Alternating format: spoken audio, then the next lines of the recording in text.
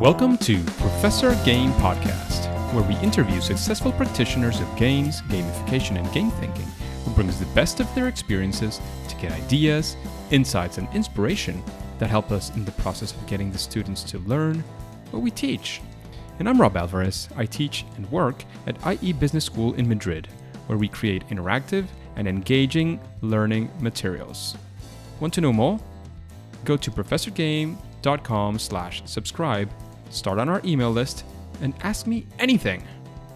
Well, engagers, we're back this week with Bianca. But Bianca, before we get started, are you prepared to engage? Well, I really hope so. It'd be a problem if I wasn't.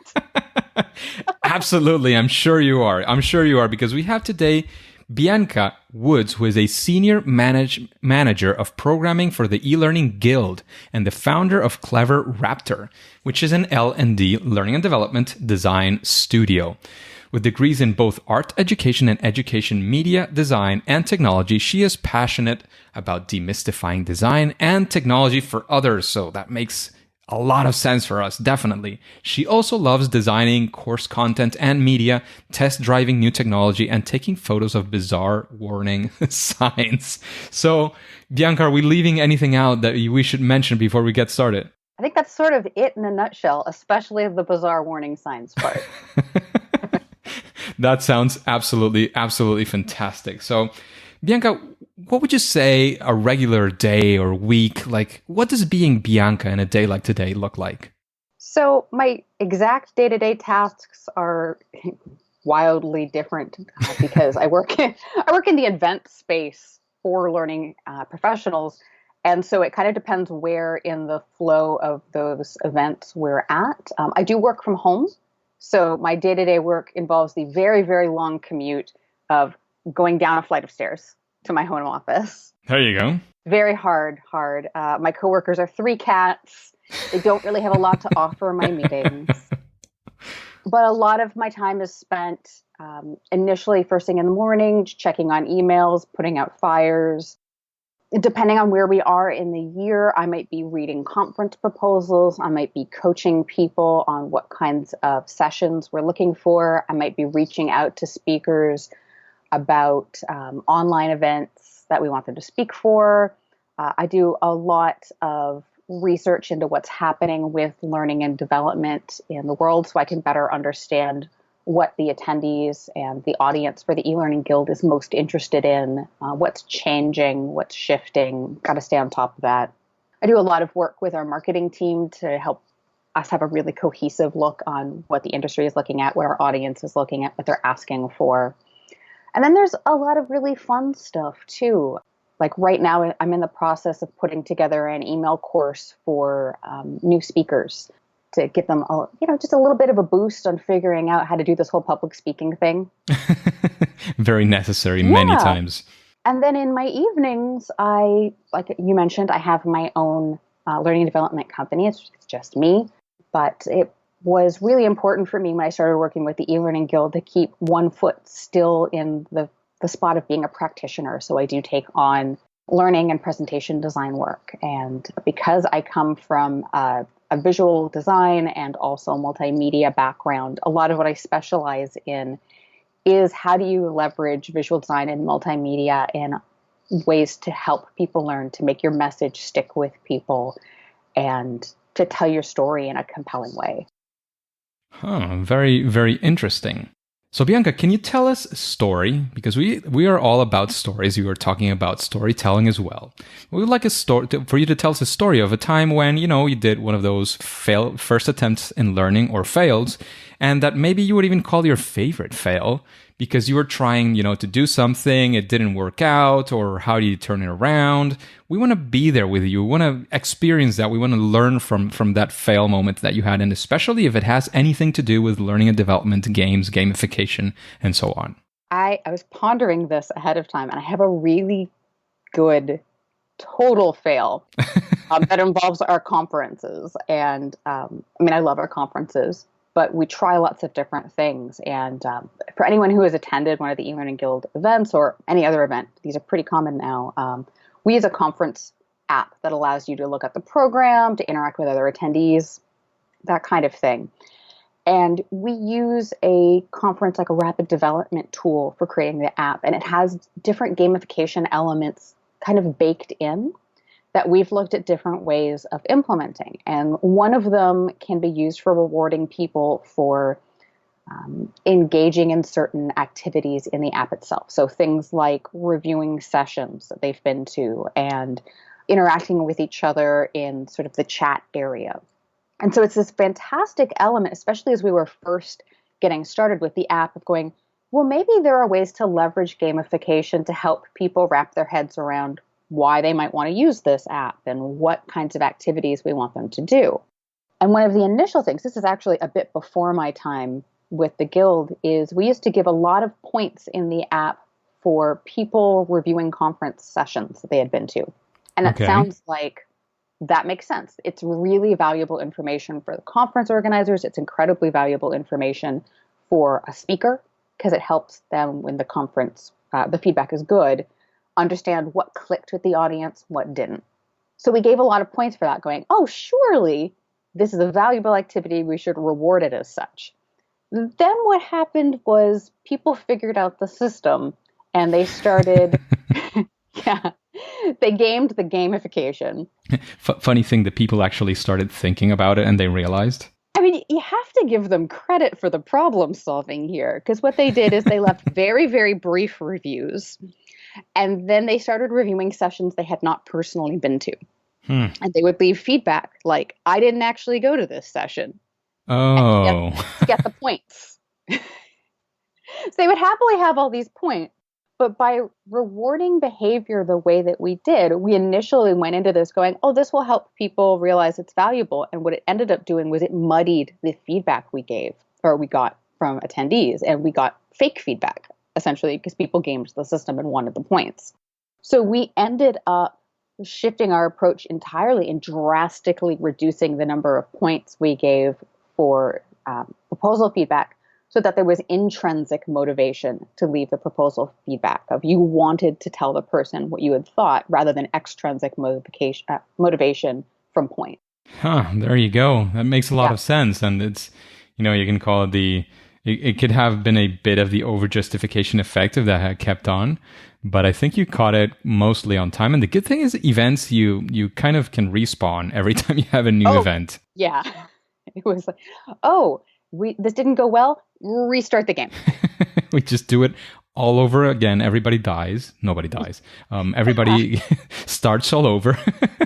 It's a fresh respawn, like you said. And there you go. You have everything anew, and you can test it once again, see what goes well, what doesn't, and gather all that valuable feedback, both from the actual feedback and from the attitudes and the behaviors of your players. And use it in the best of things. And what would you say is something that, of course, not with exactly the same problem, because of course now you figured it out, but was there any shift in your thought process for these things? Any like key lesson or lesson learned from this situation? I think what we all have to think about now, and this is what we do anytime we leverage any of the gamification features in the app or any other kinds of gamification that we do throughout any of our events, is really trying to put ourselves in the headspace of our audience and recognize that some people are going to get so motivated by the points that they lose sight of the actual action we want them to do. So what can we do to mitigate that? So for instance, like with the proposal reviews, putting a large point total for it gave people the wrong incentive to do it.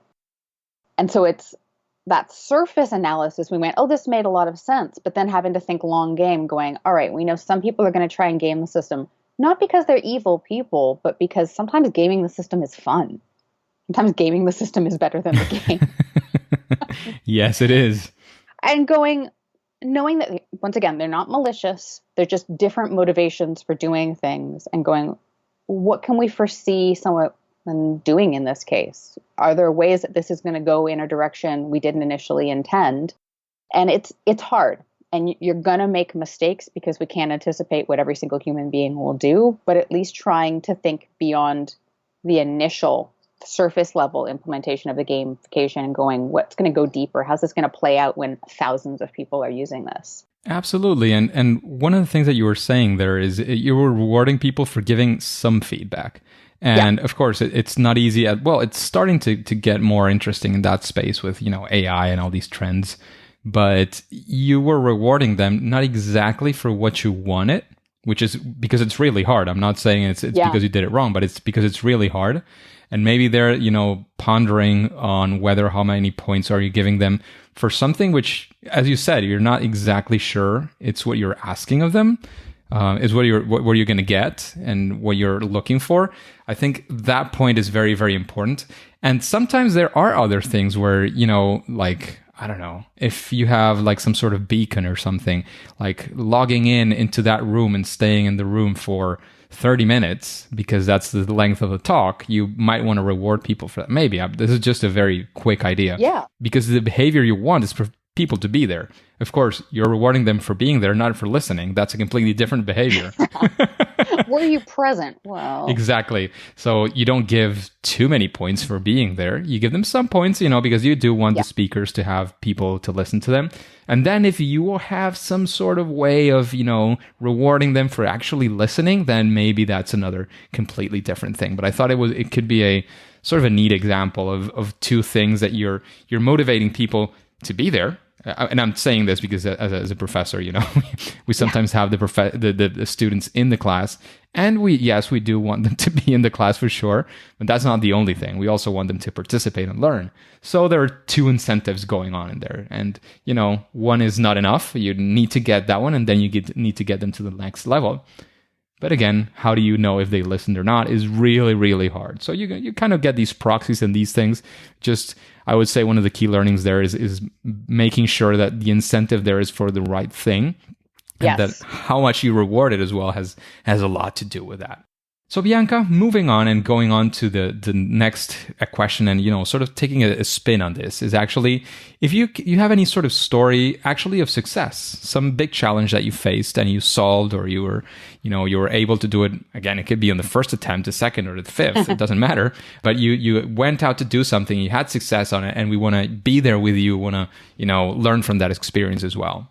Yeah. I have to think it's kind of game related. Is that going to be okay? Does it need to be straight gamification? Well, game related is fantastic. Yeah. So we try to program games and gamifications into our events. But the challenge that I think our field has is you have a lot of people who aren't gamers or people who regularly play games themselves. So a lot of what we've been trying to do is help people start playing games and start looking at how to pick apart a game to understand both what makes the game enjoyable, what makes it function, and also what are the individual game elements that make it up. Because I think it's incredibly hard to leverage games and gamification in your work if you don't understand how these things play out in actual games. So some of the activities that I've helped design are less so gamification themselves, but more about helping people explore what games and gamification are if it's not their comfort zone. So we've run activities like with sort of a share a game that you really enjoy, and then have the people in the room play it there, and then debrief what the game elements are, how do they apply to a learning perspective, how could you pick this apart and use this tiny element somewhere else to help learning professionals better understand what games and gamification look like in their world. Do you have, I don't know, is there any, of course you don't have to name any names, but is there any example, something that, like, I don't know, that makes you like, oh, I remember this thing that happened. It was so exciting. Like, again, if you can name the names, fantastic. If you can't, we are completely understanding to that as well. Do you mean for like those activities or something? Yeah, one of those activities and something that stood out from other things. Again, not to say that the other things were not good, but, something that stood out. I do think, and I'm trying to remember some of the exact games that we had people play. I know we did some physical games like apples to apples. It had to be stuff that you could play very quickly because they were only 60-minute sessions. And then we had some apps. I want to say, was it Super Team? trying to remember the games. But It was a few maybe with years ago apples that to we apples, was there Yeah, let's one use of those apples to sparks apples. of people, saying, "Oh, okay, of course I can do this for Yeah. whatever." Yeah, I once again, I couldn't name the exact people because they were attendees, but the thing that we found was in leading people through, let's say, playing apples to apples. I mean, even if you've played apples to apples, you might just think of it as a fun game you play with your family or your friends or your kids. But I think having someone who understood the game and understood how it applied in learning and development to walk people through that, I think it did help them understand how to start picking apart a game. Because I think once someone models for you what that's like, to take a game that you just think of as for fun and go, all right, well, how could you use some elements of this for learning? It does spark big aha moments where you look at, say, apples to apples and the gameplay is, coming up with funny combinations and you go, are there ways that this could work in a learning perspective? And apples to apples might be hard to loop into a lot of learning perspectives, but there's a lot that I've brought up with strategy games like Plague Inc., where that game it's pretty short and you basically are building a plague to try and take down everyone on the planet, which is hilarious and not maybe something I should play on airplanes, but I regularly do. But it's really easy to start taking that approach that we used in those sessions of picking it apart. And, you can look at a game like that and go, okay, so this is modeling disease transmission. Well, one, we probably have some people in our field who are creating training for people in the medical field. So if we need to help those people understand more about disease transmission, I mean, you can sort of use that as a game itself as a leaping off point. And then there's elements of the game itself that you could pick apart and use in any situation. Like there's an element where you start with a certain amount of skills that your disease has. And as the game progresses, there's a sort of a skill tree and it unlocks different elements. Well, you could use that in any sort of circumstance where you're leveraging a game and you start people off with a small set of things that they can do in the game and then they build their skill tree over time. You could also look at content and put it in a gamification perspective. I'm going to give people access to these 3 modules and let them unlock modules as they go according to their interests and preferences. Interesting. Many things to get from there. And when you mentioned apples to apples, we have a recent guest who is Scott Crabtree, his episode 116.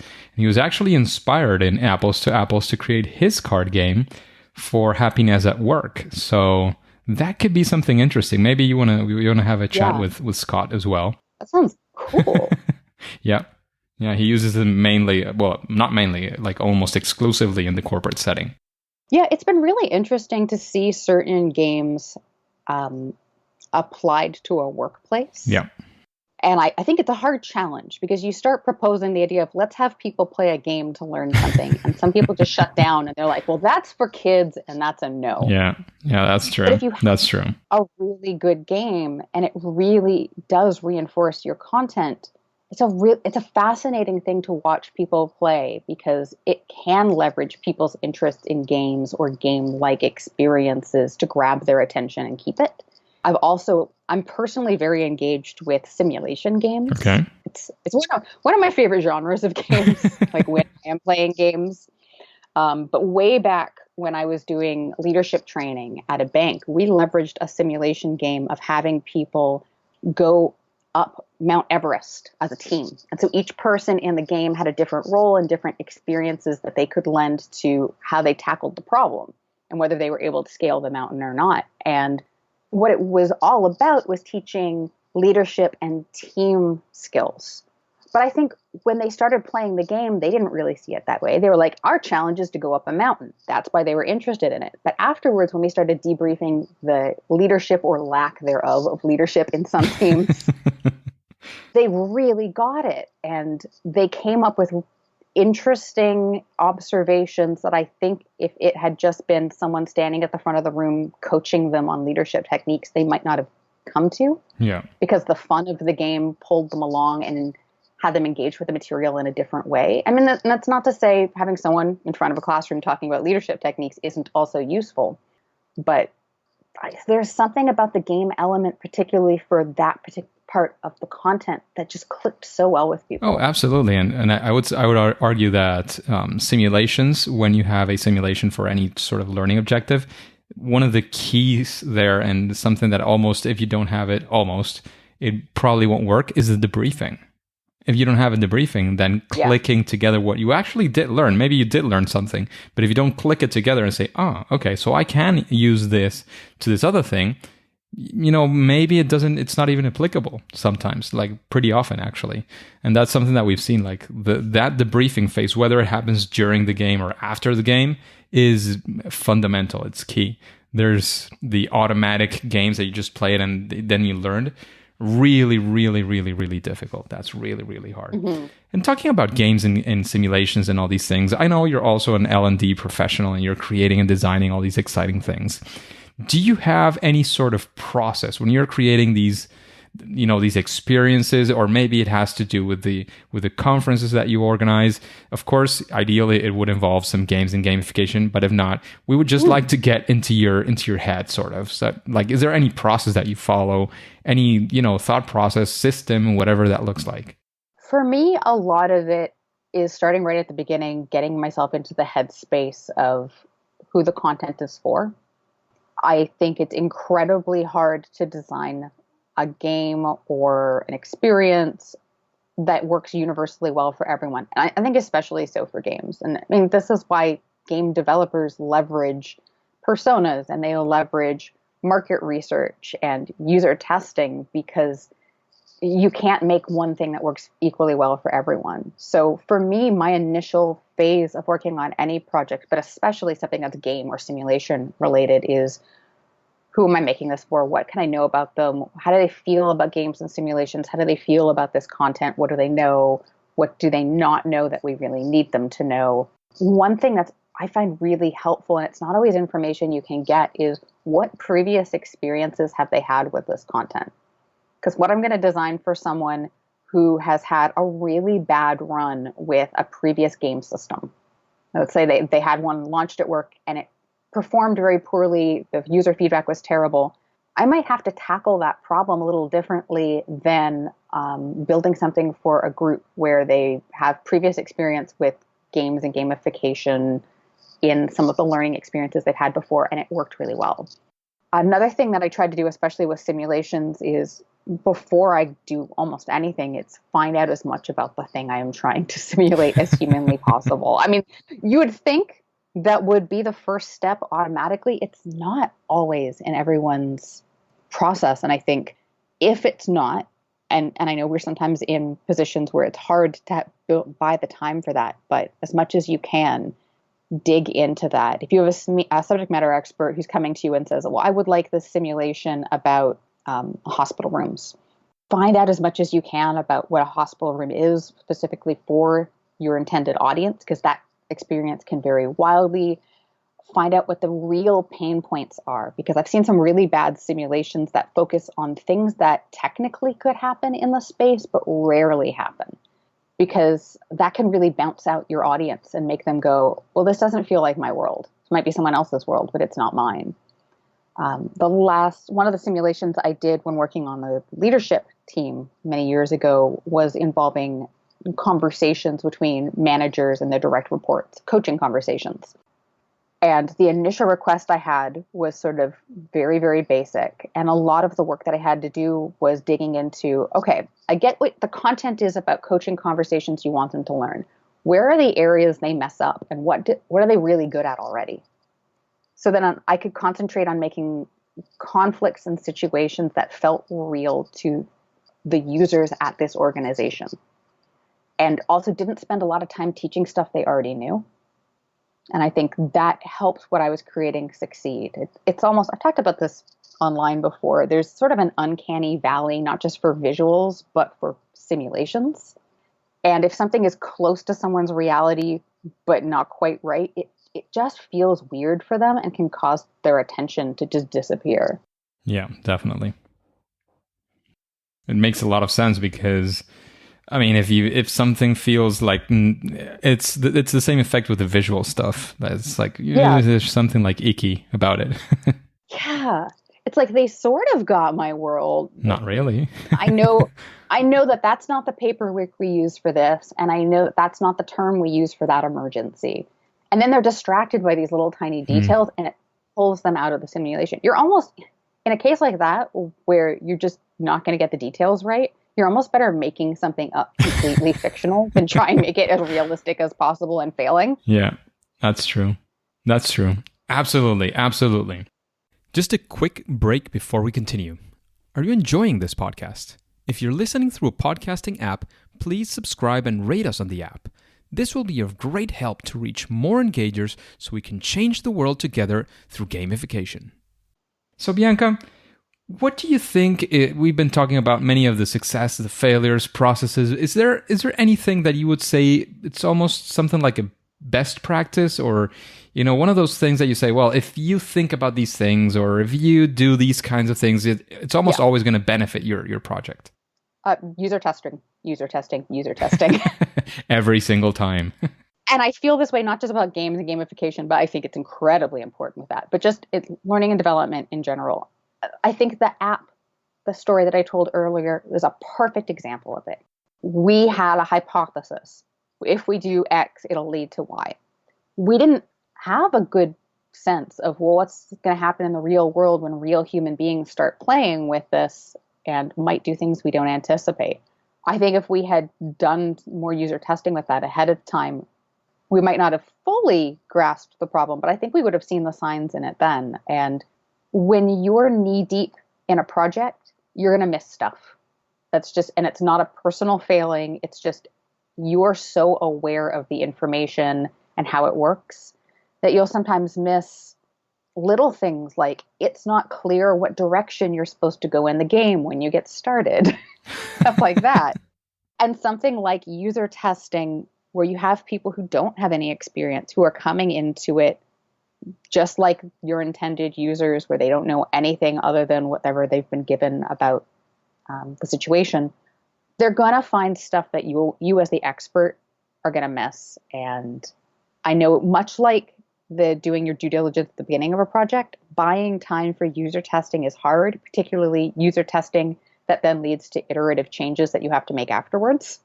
But it's so worth it for being able to launch a product that you're not just proud of, but that actually shifts people's mindsets and knowledge in the way that you want them to.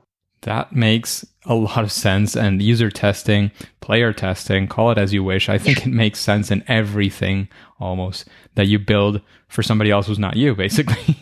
Yeah. So otherwise you have to see if it works for other people. And sometimes even for you, you also have to check out if it's still making sense for somebody like yourself. So fantastic best practice. And we're getting into the recommendation space, and we would like to know, Bianca, who would you like to listen to in an interview like this one here in Professor Game?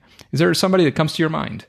It's interesting because as much as there's people who play in the game space, and I know you've talked with Valerie before, who's one of my biggest touchstones for the game space, I would find it kind of interesting to hear someone outside of the game space talk about how other things tap into games and gamification. I think of Julie Dirksen, who works so much in the field of behavior and how behavior impacts learning and habit. I would love to know what her thoughts about what we know about how the brain learns behaviors and habits apply in games and gamification. Interesting. I've never heard of her before, but I will certainly research a little bit to get up to speed. Yeah, she's not only a fantastic human being, but she's really amazing at taking research and putting it into just plain language that anyone can go, I can see how I could use that in my work. That is super, super important and very overlooked many times. Yeah. Well, and thinking about behaviors is such a key point, particularly with gamification, because we're trying to use game elements to modify and influence behavior. We have to understand how humans in general are influenced so that we can leverage gamification the right way. Absolutely. I definitely agree. And again, in the region of recommendations, is there any book that you would recommend the engagers, the listeners of this podcast? And why would you recommend that book? Oh, that's a hard question. So Corinne Pagano, who is another wonderful person in the learning field, wrote a book a few years back called Immersive Learning. Okay. And it is very much playing in the space of simulations and games and how you can leverage them to help people learn. I love what she had to say in this book. It's well worth checking out. And it's one of those things where it's sort of a universal concept. It's not something that's going to change over time, although how you might implement it might change over time with our technology. And that's very important. I think the whole concept of immersiveness is something that I like to talk about a lot at my work at IE Business School. Because, you can have students and give them the best content, something super exciting, but if they're not immersed in it, or actually, I'll take it the other way around. You can give them all these great things, but if you also immerse them, it raises the level of awareness, the capacity to learn so much. And you can see it, you can feel it in the room, and you can even test it. I mean, if you test it afterwards, it's hard to know which is which always, of course. But I'm sure that if you get a chance to test it, there is going to be a huge difference because the brain is sort of opening up to these experiences, whereas if you're not immersed, if you're not interested, you might be listening, you might be paying attention, you're kind of forcing yourself even sometimes, but it's not going to be the same as when you're like completely open to the experience. So that immersion, however it is that you achieve it, and of course I'm going to tell you do it through games and gamification, but yes, that's free. There's many ways to achieve it. If you can achieve that, I completely agree that that's something that your learners will benefit from. Yeah, I did my grad school research in leveraging immersive simulations for high stress situations. And there is a lot of really good research in that for automating certain skills and for making them sort of in that consciously competent zone. Immersive practice that feels like how they use it in the real world can do so much while also giving people the opportunity to practice in a situation where if they mess something up, it's not the end of the world. They can just restart the game and try again until they get it right. Yeah, it's funny because, I mean, in the learning, there's, of course, it's a different scenario from university and at school, etc., but from the learning and development at work. But there is a thing that even though you're in that sort of learning space, there is still that sense of risk, that there is something at stake. And that's not what you want. You want people to take risks and to test it out and to fail. So then they will be able to respond correctly to the actual, threat or whatever it is that you're preparing them for. Yeah. But it's really hard to achieve if you don't get people immersed. It's really, really difficult for people to take risks and to jump head on and say, I'm going to go for this and fail and it doesn't matter, I'll try again, if they're not in this immersive, safe environment that you have prepared for them. Because there's always, the grade or how's the boss going to interpret this or whatever that pressure is coming from the outside. Getting that immersed, safe spot, that bubble where you can get people into. I think it's a central, element where you can help people in their learning. Yeah, I could not agree more. And plus, it can be really fun. Yeah. And talking about fun, Bianca, what would you say is your favorite game? Oh, that's a horrifying question. How do I pick one? It's like picking a favorite child. I can tell you what my favorite game of 2019 was. Okay, that works. It was Untitled Goose Game. Oh, yes, the goose that's running around doing mean or not mean stuff. I love this goose so much. This is the goose of my heart. I'd been following the developers of the game it had to have been over a year. I follow a lot of game developers on Twitter in part because they have so much to share about working out loud and stuff that applies to our world. But I was very emotionally invested in the development of this game. And then it got delayed and I was sad, but I wanted the developers to make the best game they could. So I waited. And it came out late in 2019 and it was everything I could have imagined about simulating what it would be like to be a goose who likes harassing people. It's charming. It's just a few hours to play. I think the gameplay is incredibly intuitive.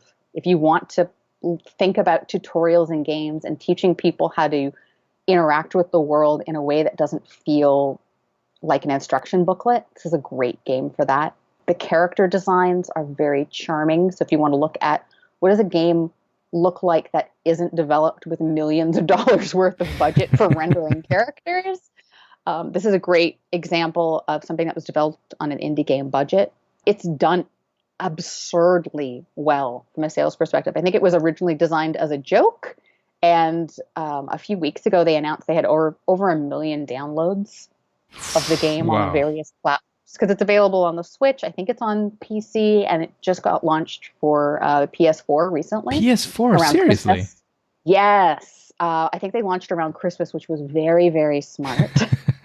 I'm sure. But the Switch game came out like a few months prior, because that's what I played it on. As I get older, I don't have time for longer games like I did when I was in university. I don't have 100 hours to sink into Final Fantasy X. How So come? I, because I have so much work. So I've really been so enchanted with game developers who can tell a compelling story in a much shorter time span. Because that's the time span I have for gaming these days. I need chapter games. I need games that are 20 hours to beat. That's about what I'm able to pull off these days. And Untitled Goose Game was so hyped up, and it was everything I had hoped it would be. They really, they Follow really the hype. delivered. I cannot recommend it enough. And so, yeah, favorite game of 2019. There you go. There you go. Untitled Goose Game. And talking about these games and all this stuff, I would like to know, Bianca, what would you say is your superpower, your sweet spot, that thing that you say, well, this is something that I do better, at least than most, in this span of learning and development, games, gamification? I think for me, and it's hard because there's so many people in our field who are so absurdly talented with this. I think my strength that I feel good about tooting my horn about, I guess, is branching is a big thing for me. And trying to make the choices in those branches feel real and complex. I think it's very easy for branching in games and also in any kind of learning and development content to feel really simple. I mean, you see this in like $1 million budget games as well. That you're presented with two choices, and one is obviously the evil person choice, and one is obviously the good choice. But I think in the real world, it's much harder to make those decisions, or a choice might be complex, that it has some benefits and some drawbacks. And I think when I'm designing simulations and game-like experiences, I like bringing that gray area and that complexity to the experiences I create. Very difficult and very, very important as well, Bianca. And before we let you go, because we've already been talking for a while, we've been enjoying this chat very much. But before we let you go, we would like to know if you have any final quick piece of advice, of course, where we can find more about, Bianca Woods, maybe the eLearning Guild, maybe, Clever Raptor, whatever it is that you want to plug, or things that you want to plug as well. And then, of course, we'll say we're done. It's game over. Okay. So I'm going to plug something that's not me first, just in terms of finding out more about games. Back some games on Kickstarter, because the indie developers who put out games on Kickstarter are really amazing at sharing their work process. And you will find so many tips for how you can leverage what they're doing in your own game and gamification development work. And you can back games for like $1.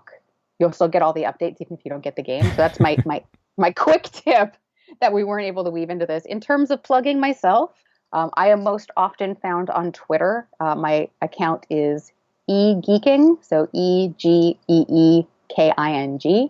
I share a lot about games, and especially Untitled Goose Game as of late, but also other things about learning and development, and very much about multimedia and how we can leverage that in our world. If you're interested in the eLearning Guild, we can be found at elearningguild.com.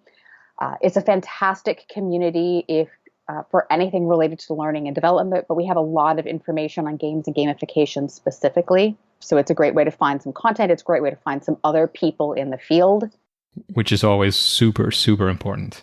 Yes. And I like our field in that if you ask someone for help, or you want to discuss something, and even if they're a stranger, they tend to be very keen on helping you. Absolutely. So making those connections, talking to people on Twitter, talking to people on LinkedIn, talking to people at conferences, you'll find so many people who have your back. And when you have a challenge, people you can reach out to, or even just to bounce ideas off and go, does this make sense? Absolutely. Absolutely. I completely agree. And there's a lot of importance there in having, that social interaction, that social feedback. All those things are very, very important and very, very useful. So reach out. And definitely the eLearning Guild is one of those places where you can do that very, very successfully as well. But Bianca, our time is run out. Thank you very much for this chat that we had today. I really enjoyed it. I hope you did too. I'm sure the engagers will get a ton of value from all these discussions. However, for now, and at least for today, it's time to say that it's game over. Hey, engagers, thank you for listening to Professor Game Podcast. And I would like to know, how are you listening to this episode, to this podcast? If you're doing it through a podcasting app on your mobile phone, have you subscribed and rated this podcast? Please go ahead and do so if you haven't. That way we can reach more engagers like you to achieve our mission of making learning amazing. And if you want the instructions, all you have to do is go to professorgame.com/iTunes. And before you go on to your next mission, would you like to know what's going on in the Board Gaming with Education podcast with Dustin? Then subscribe using your favorite podcast app and listen to the next episode of Professor Game. See you there.